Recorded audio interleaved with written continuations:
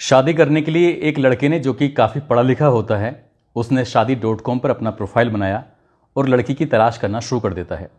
आखिरकार उसको एक बेहद खूबसूरत लड़की मिल जाती है और मिलने के बाद जब उससे बातचीत का सिलसिला शुरू होता है तो लड़की कहती है कि तुम्हारी जाति अलग है और मेरी जाति अलग है, इसलिए हम दोनों इस शहर में ना रहकर बल्कि किसी दूसरी जगह पर सगाई करेंगे, ताकि किसी को पता चलेगा तो हो सकता है कोई इस बात पर एतराज़ कर दे। लड़की ने अपने परिवार वालों को सहमति बनाकर लड़के के परिवार वालों को भी इसी तरह से मना लिया। आखिरकार बात बन जाती है और बनने के बाद दूसरे शहर यानी कि 26 जून 2022 को इनकी सगाई हो जाती है। आजकल का सोशल मीडिया का ज़माना है। उस लड़के ने जब उस लड़की के साथ फोटोग्राफ अपना सोशल मीडिया पर अपलोड किया तो उसके दोस्तों ने उसकी मजाक बनानी शुरू कर दी। दोस्त कहते हैं कि लड़की तो वाकई सचमुच खूबसूरत है, लेकिन इसकी तो शादी कई बार हो चुकी है, ये कितनों के साथ सुहागरात भी मना चुकी है, कहीं अब तुम्हारा कितना नंबर है इस बात को कुछ कह नहीं सकते। जैसे ही ये लड़के ने बात सुनी उसके पैरों तले ज़मीन खिसक जाती है, सोचने पर मजबूर हो जाता है और पता चलता है कि उस लड़के को ब्लैकमेल करने का सिस्टम शुरू हो जाता है। वो लड़का जब मना कर रहा था तो उसके जेल जाने की नौबत आ जाती है। वो बच तो जाता है लेकिन एक IPS ऑफिसर की वजह से। वो ही नहीं बल्कि कई ऐसे लड़के हैं जो बच जाते हैं, जो भविष्य में हो सकता है उसके शिकार होने वाले थे, लेकिन कई ऐसे लड़के हैं जो जेल जाते हैं और आज भी अपनी बदनामी को लेकर लोगों से मुंह छुपाते हुए घूम रहे हैं। आज कहानी एक ऐसी खूबसूरत लड़की की है जो भी उसे देखता था 10 से 12 मिनट उनके साथ रहती थी और वो उसे फंसा दिया करती थी, रेप जैसे मामले में। मध्य प्रदेश का एक शहर है जिसका नाम है जबलपुर। बात कर रहा हूँ साल 2016 की। एक लड़की जो कि BBA की फाइनल ईयर की स्टूडेंट होती है, देखने में बेइंतहा खूबसूरत और उसकी उम्र लगभग 21 साल के आसपास होती है। जिस कंप्यूटर टीचर के पास वो कंप्यूटर सीखने के लिए जाया करती थी, दरअसल उस लड़के ने उस लड़की से थोड़ी दूरी बना के रखता था क्योंकि वो जानता था उसे साल 2013 से। लेकिन लड़की कुछ पीछे बढ़ जाती है, जिद पर अड़ जाती है, कहती है कि मैं तुमसे शादी करना चाहती हूँ, शादी कर लो नहीं तो मैं तुम्हें रेप केस में फंसा दूंगी। जब ये वाली बात हो जाती है तो लड़का कहता है कि शादी तो मैं किसी कीमत पर नहीं करूँगा।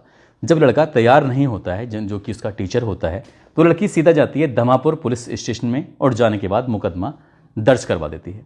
जैसे ही मुकदमा दर्ज होता है पुलिस उसे गिरफ्तार करती है और गिरफ्तार करने के बाद उस लड़के को जेल भेज देती है।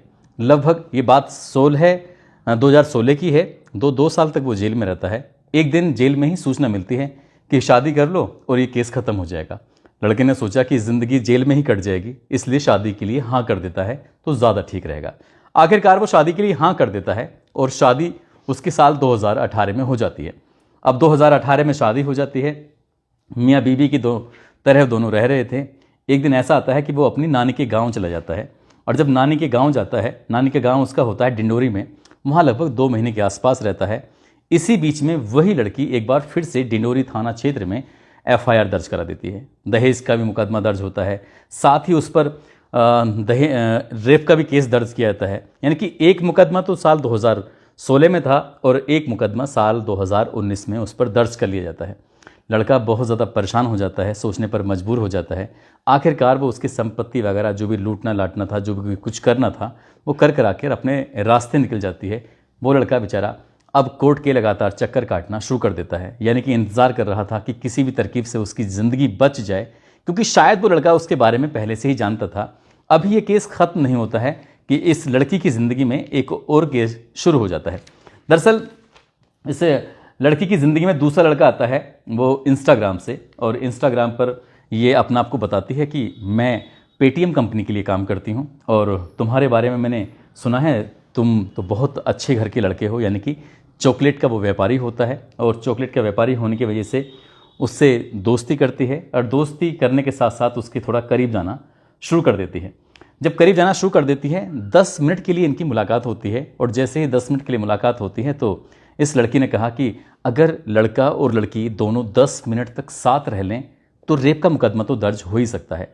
जैसे ही उस चॉकलेट व्यापारी ने ये बात सुनी, उसके पैरों तले ज़मीन खिसक जाती है, सोचने पर मजबूर हो जाता है कि आखिरकार ये हो क्या रहा है। उस लड़के ने कहा कि ये क्या बातें हैं। तभी उसने कहा कि हाँ ठीक है, तुम बिल्कुल बच सकते हो, तुम्हारे ऊपर कोई कार्रवाई नहीं होगी, लेकिन बस तुम्हें थोड़े से पैसे देने पड़ेंगे।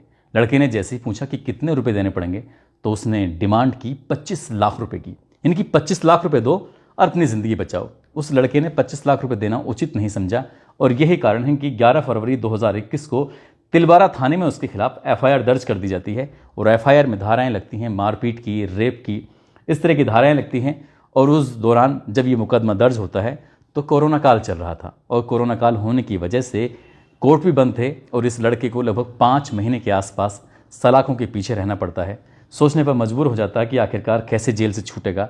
जब कोर्ट खुलते हैं तब जाकर 5 महीने के बाद आखिरकार इसको ज़मानत मिलती है और ज़मानत मिलने की वजह से वो बाहर आता है। जब वो बाहर आया तब उसने जानकारी जुटाने की कोशिश की तो पता चलता है कि ये लड़की तो कई लड़कों को इस तरह से फंसा चुकी है। जो पैसे देते हैं वो बच जाते हैं, जो पैसे नहीं देते हैं वो बच नहीं पाते। अब कितने में सेटलमेंट होता है उसकी एक अलग बात है। इस लड़की की भी कहानी चली रही थी, ट्रैक पर थी, यानी कि पहली कहानी जो उसके कंप्यूटर टीचर की होती है, दूसरी कहानी चॉकलेट के व्यापारी की होती है और ये इंस्टाग्राम पर थोड़ा सा बिजी रहती थी। इंस्टाग्राम पर बिजी रहने की वजह से इसने अपना एक प्रोफाइल बनाया हुआ था, बेहद खूबसूरत थी और खूबसूरत होने का ही ये लगातार फ़ायदा उठा रही थी। कानपुर यानी कि उत्तर प्रदेश का एक बहुत चर्चित व्यापारी होता है। उस चर्चित व्यापारी की जो कंपनी होती है वो फ्रूट की कंपनी होती है। अब उसका 4 अप्रैल को जन्मदिन होता है तो 4 अप्रैल 2021 को इस लड़की ने उसके इंस्टा पर एक मैसेज किया कि आपको जन्मदिन की ढेरों सारी शुभकामनाएं। जैसे ही उस लड़के ने इसकी प्रोफाइल चेक की तो उस लड़के को भी थोड़ी दिलचस्पी बढ़ने लगती है और दिलचस्पी बढ़ने के बाद उस लड़की से बातचीत करना शुरू कर देती है। जब दोनों की बातचीत शुरू होती है तो लड़की कहती है कि मैं एक हाई प्रोफाइल घर से ताल्लुकात रखती हूँ। यानी कि उस लड़के ने अपनी ज़िंदगी के पन्ने नहीं पलटे बल्कि इस लड़की ने खुद से ही पन्ने पलटना शुरू कर दिया और अपने आप को इसने बहुत अच्छे, बहुत अमीर घर का बताया। उसने कहा कि मेरे जो पापा हैं उनका जबलपुर में एक बड़ा बिजनेस चल रहा है। अब जैसे ये बातचीत होती थी तो दोनों की बातचीत फ़ोन पर, मैसेज पर लगातार चल रही है और धीरे धीरे करके इनकी नज़दीकियाँ बढ़ने लगती हैं। अब इसी बीच में उस लड़की ने कुछ बहाना बनाया कि मुझे कुछ पैसों की ज़रूरत है, यानी कि 10,000 तो कभी 12,000 कभी 20,000, इस तरह से लगभग उसने 2 लाख रुपए इससे ले चुकी थी। अब उस लड़के ने कहा कि मुझे पैसों की ज़रूरत है और हो सके तो मुझे पैसे वापस कर दो। उस लड़की ने कहा कि तुम परेशान क्यों होते हो, तुम्हारे पैसे तो वापस हो जाएंगे। जिस दिन कानपुर में आऊँगी तो कानपुर में मुलाकात करेंगे और मुलाकात करने के बाद तुम्हारे सारे के सारे पैसे वापस हो जाएंगे। अब ये कानपुर में बात मिलने की तय हो जाती है। एक होटल में ये पहुंचते हैं, होटल में पहुंचते हैं तो ये लड़की पहले से ही एक लड़के के साथ होती है। दोनों साथ जब बैठे थे कुछ खा पी रहे थे, इसी बीच में लगभग 10 मिनट का समय बीत चुका था। तभी इसने उस लड़के की तरफ मुस्कुराते हुए कहा कि यदि लड़का और लड़की 10 मिनट साथ रह लें तो समझ लो कि बलात्कार का मुकदमा तो दर्ज हो ही सकता है। जैसे ही उस फ्रूट कंपनी के व्यापारी के बेटे ने ये बात सुनी उसके भी पैरों तले ज़मीन खिसक जाती है। सोचने पर मजबूर हो जाता है कि आखिरकार ये क्या बात कह रही है। कुल मिलाकर उसने कहा कि ठीक है तुम बच सकते हो और बचने की एक बहुत ही शानदार तरकीब है। उसने कहा कि क्या तरकीब है? कहा 40 लाख रुपए की आप रकम दे दो, अपने घर चले जाओ सकुशल, कोई कुछ भी नहीं कहेगा, ना पुलिस कुछ कहेगी ना समाज कुछ कहेगा। अब इस लड़के ने जब बात पैसे की आती है तो उससे बचने की कोशिश कर रहा था और ये लड़की उसकी कंपनी पहुंच जाती है। कंपनी में पिताजी से मुलाकात करती है और मुलाकात करने के बाद उनसे काफ़ी हंगामा खड़ा कर देती है। जब हंगामा खड़ा होता है तो ये बात अब पूरे शहर में धीरे धीरे करके फैल जाती है। लड़के पर उसने एफआईआर कराने के लिए कोशिश करना शुरू कर दी। कुल मिलाकर कानपुर में तो शायद सफलता मिल नहीं पाती, इसलिए वापस जबलपुर आती है और जबलपुर में आने के बाद 7 अक्टूबर 2021 को इस व्यापारी के बेटे पर एफआईआर दर्ज करा देती है। साथ ही पिता पर धमकी का भी आरोप लगाया जाता है और ये भी आरोप लगाया जाता है कि इसने मेरा फोटो वायरल कर दिया है, यानी कि आपत्तिजनक फोटो वायरल कर दिया है। अब करे तो क्या करे। ये जो व्यापारी होता है परेशान होकर सीधा कोर्ट चला जाता है, कोर्ट की मदद मांगता है कि हमें बचा लो, हम एक खूबसूरत कन्या के भंवर जाल में फंस चुके हैं। कुल मिला के ये भी मामला चलने लगता है। देखिए अब तक जो मामले हुए वो 3 मामले मैं आपको सुना चुका हूँ। चौथा मामला होता है बेकरी व्यापारी का और वे बेकरी जो व्यापारी होता है उसका जबलपुर में ही एक अच्छा सा रेस्टोरेंट होता है। एक दिन ये बेकरी व्यापारी से ये बातचीत करते हैं कि 6 मार्च 2022 को ही इनकी शुरुआत होती है बातचीत की और ये जब मुलाकात का नंबर आता है तो एक रेस्टोरेंट में 4-5 लड़कों के साथ ये बैठी हुई थी और 4-5 लड़कों के साथ बैठने के बाद ही इसी बीच में ये लड़का पहुंच जाता है जो बेकरी व्यापारी होता है।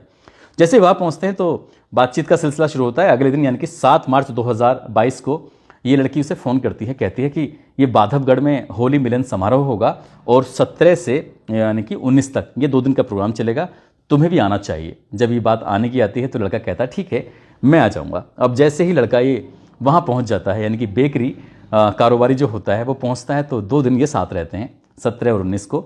जब 2 दिन साथ रहते हैं, साथ रहने के बाद इसी बीच में लड़की फिर से वही डायलॉग मारती है कि एक खूबसूरत लड़की किसी लड़के के साथ 10 मिनट तक रहे तो एफआईआर तो दर्ज हो ही सकती है, वो भी बलात्कार की धाराओं में।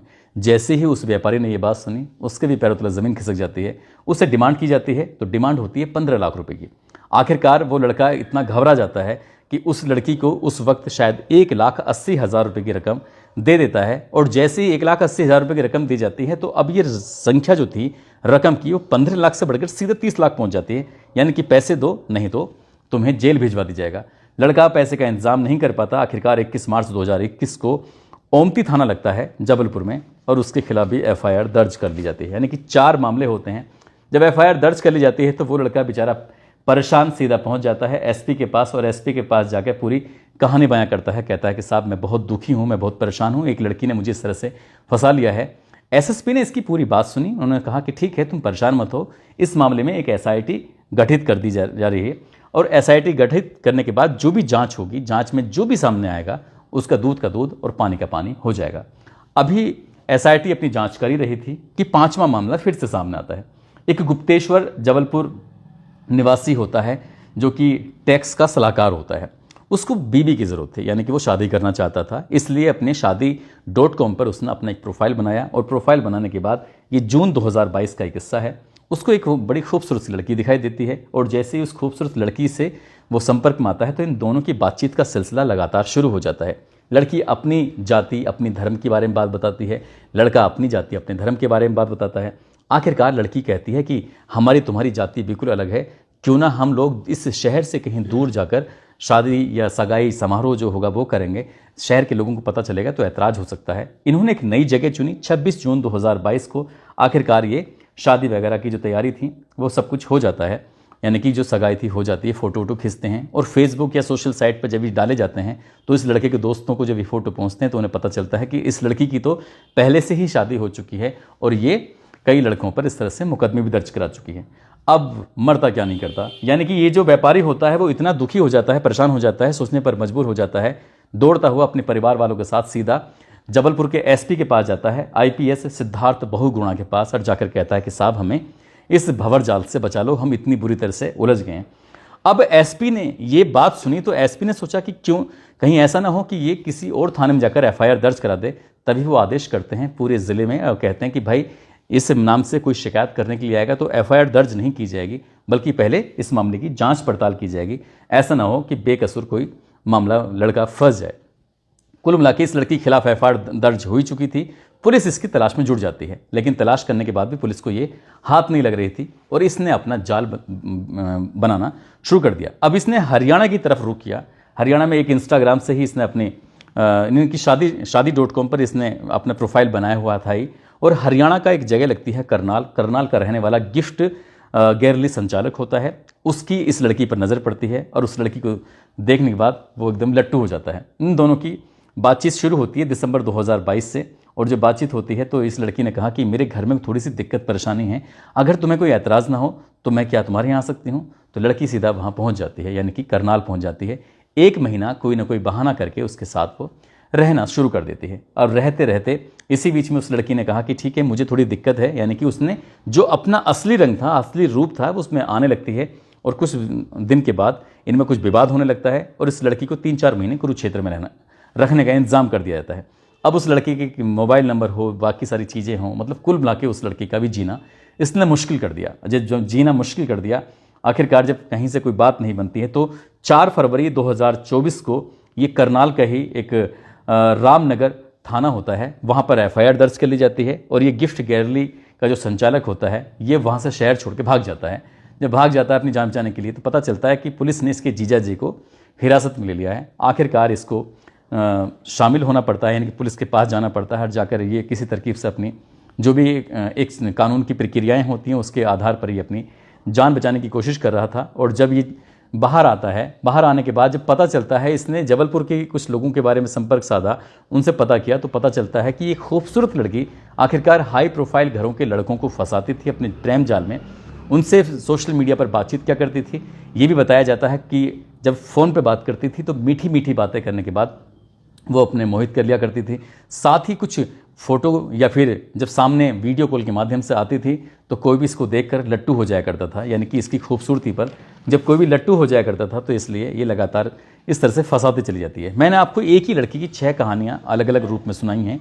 ये वो कहानियाँ हैं जो कागज़ों पे आ चुकी हैं। ऐसी कितनी कहानियाँ इस लड़की की ये बताई जाती हैं कि वो कागज़ों पे ही नहीं आई, यानी कि एफआईआर तक नौबत ही नहीं आई और पैसे के ले देकर ही ये छूट जाया करती थी। इसके ये भी बताता है कि अकेली नहीं है, बल्कि इसके साथ कई और पढ़े लिखे लोग हैं, पढ़े लिखे ऐसे लोग जो दूसरों को न्याय दिलाने की बात करते हैं, लेकिन इस लड़की के साथ मिलकर वो बड़े बड़े घरों के युवाओं को फंसाने की बात करते हैं।